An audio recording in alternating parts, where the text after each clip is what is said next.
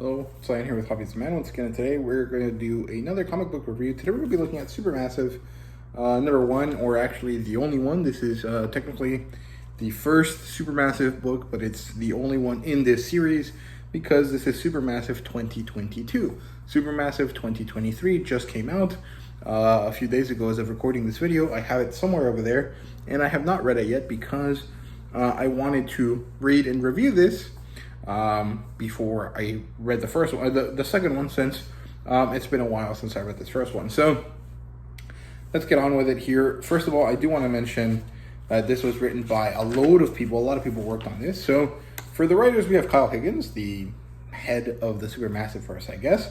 Ryan Parrott, who I don't remember what he did exactly. I think he's the one in charge of Rogue Sun, and Matt Groom, who I'm guessing is the one in charge of Inferno Girl Red, if I remember correctly. That's how that works. Yeah, it says so down here. And then we have some extra people here that are all illustrators. So Francesco Manna with Melina Palladino. I want to say that Palladino, but I think they're Italian, so Palladino. Simone Ragazzoni, Marcelo Costa, Abel, and Erica D'Urso, who all did the inking, or the illustration. It's colored by Igor Monti. It's lettered by Becca Carey, and there's a there's a bunch of different covers here, but I have the first one, the original one, so I don't know which one that is. So there you go. This is published by Image, as you guys can see down there, and you can also see it here on the side, since this is a box. What's it called? Box spine, I guess. The demographic for this is Teen Plus, as you guys can see right there. And this was a $6 book when I bought it. It's been over a year since I bought it. So yeah, I've only read it twice. The first time that I bought it, and then this time for this. And it also says the cover here. So I mentioned I didn't know what it was, but it's cover A by Manna and Monty. And yeah, let me see what else I have to tell you. The genres here are superhero, science fiction, and fantasy. And so superhero encompasses all three of them.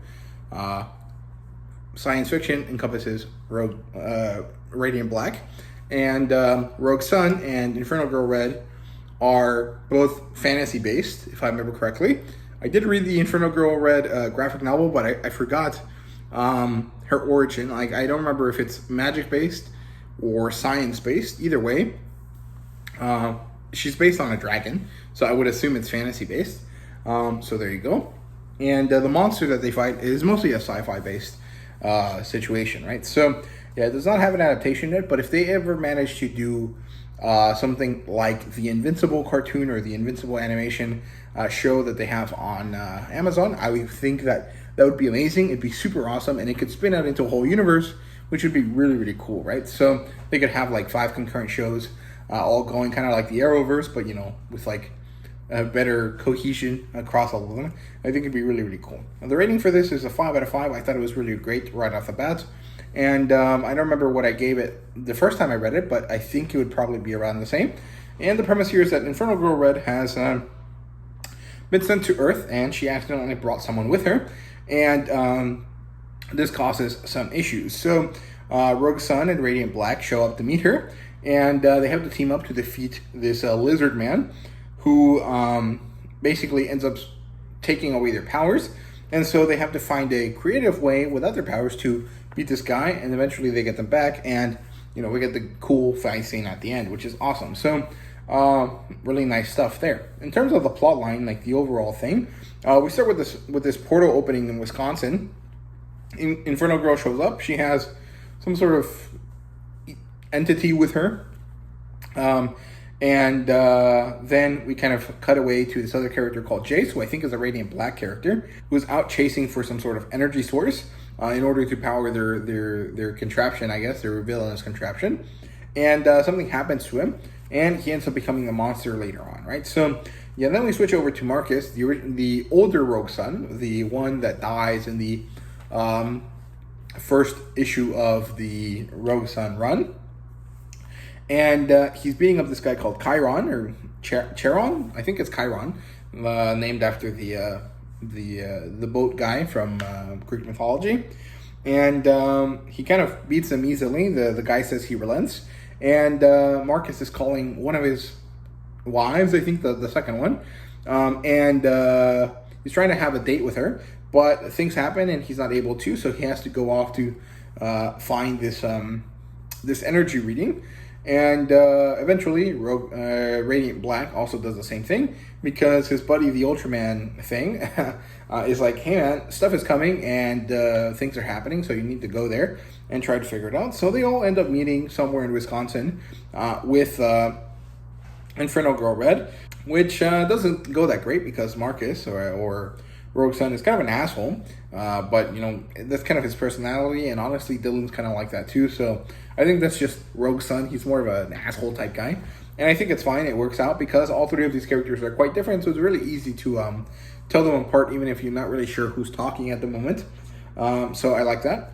Jace turns into a monster, and he absorbs all of their powers because, you know, Radiant Black is telling them, hey, you guys can't do this, but they ignore him. They try to attack, and well, they suffer the consequences of their actions, and that's what happens, right? So yeah, as they're getting their powers drained, they all get visions of the future. Radiant Black sees this kind of invasion force from some robots. Inferno Girl Red gets some sort of vision about the fact that she's going to go back to her place, and she's going to have to fight some weird alien things. And it seems like there's going to be two other Inferno Girls, blue and green, I think, which would be pretty cool, actually. And then we get to see that Rogue Sun obviously sees that he's going to die. And he sees this thing where Rogue Sun, takes off his helmet, but he doesn't see his face. He sees some sort of sun entity, which is pretty interesting. I guess this is the spirit of the Rogue Sun thing that's saying, hey, it's your time to, you know, get done. The next kid is going to take over, right? So, yeah, that's pretty interesting. Then they lose their power, so they have to drive across the country without them. Eventually, they get to North Dakota, where the monster kind of went into a kaiju state. And they end up with a bit of a fight scene where they don't have any powers, which is pretty interesting. I quite like how that went. Eventually, Cassia, Inferno Girl Red, manages to release the powers. And then they have this really awesome power-up sequence, which is really, really cool. All of them kind of shout their special phrase, and they don their outfits, and it's really, really cool because it has this awesome spread here in the middle of the book, where, you know, you see them like this, and then you open it, and it's each of them in their power form, and I think it looks awesome, even though it's really hard to show you guys. But I really like this. I think it's probably the best bit of the whole comic book there. So yeah, they get their awesome power sequence. And then it's a pretty easy, quick defeat with this mecha that Radiant Black is so able to summon. And then, of course, a goodbye sequence and a hint for more action.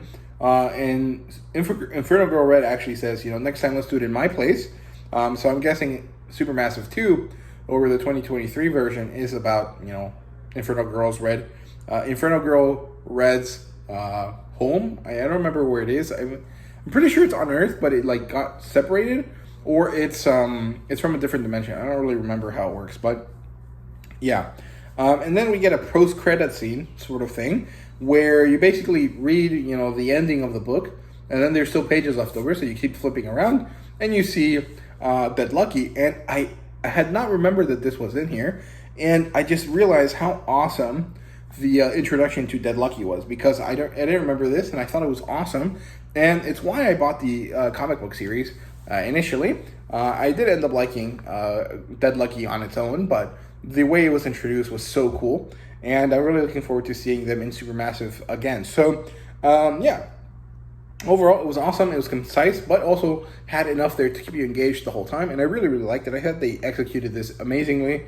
It's really, really good. In terms of characters, we have Radiant Black, Rogue Sun, Inferno Girl Red, and this Chase character, and of course Dead Lucky shows up at the end. Nothing too special about them here. Honestly, the Rogue Sun aspect is the most interesting because this is the original one, or the older one, and then the Rogue Sun story actually doesn't focus on him at all. He does show up, of course, because he has to pass on the mantle, but it's pretty interesting how they did that. because they introduced 2 characters, and one of them was only introduced for a short moment because they would not continue on alive. And so I thought that was really, really interesting looking back on it.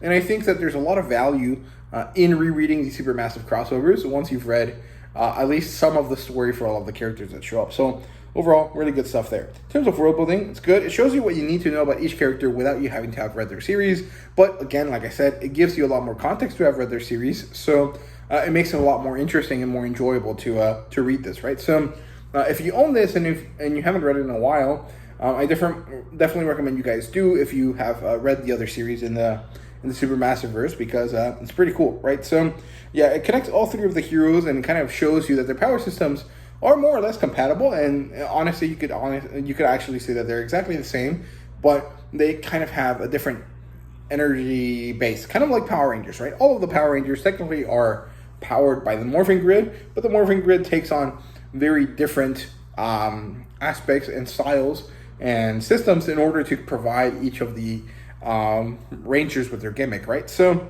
overall, really cool stuff there. I quite like that. And it also sets up a lot of stuff for later Supermassive series, which I think is good. In terms of art and fan service, there's no fan service. There's no kind of like upskirt shots or anything like that. This is purely about the cool action scenes. And I guess there's fan service in that sense, but when I mention fan service, I usually think about like sexual content in the kind of like way that fan service is used in the anime and manga community. So, you know, your mileage may vary there with my use of that terminology, but you know, regardless, I explained it so you know. And art is awesome. I really like the art here. There's like a bunch of different artists, but they all manage to kind of convey at least a vague resemblance to each other, to all of the different artists working on all of the different characters. They all kind of look the same across the whole thing. So I think that the incorporation of all these artists was done seamlessly, and I quite like it a lot. I think it was very, very good there. So yeah, and then that spread that I showed you guys was really, really amazing. Honestly, my favorite part of the comic book for sure. And if I could get that just as a poster, I would get it and display it somewhere, because I really like that scene a lot, right? So yeah, rating Slice is a 5 out of 5. Like I said, it's so fun, and I really enjoyed it. And I think I liked it even more now than the first time I read it because of the context of all the characters, right? So there you go. That's it for Supermassive 2022. I'll be doing a review for Inferno Girl Red, and then next week I'll probably do another review for Supermassive 2023. So look forward to that, and thank you guys very much for watching. See you guys later.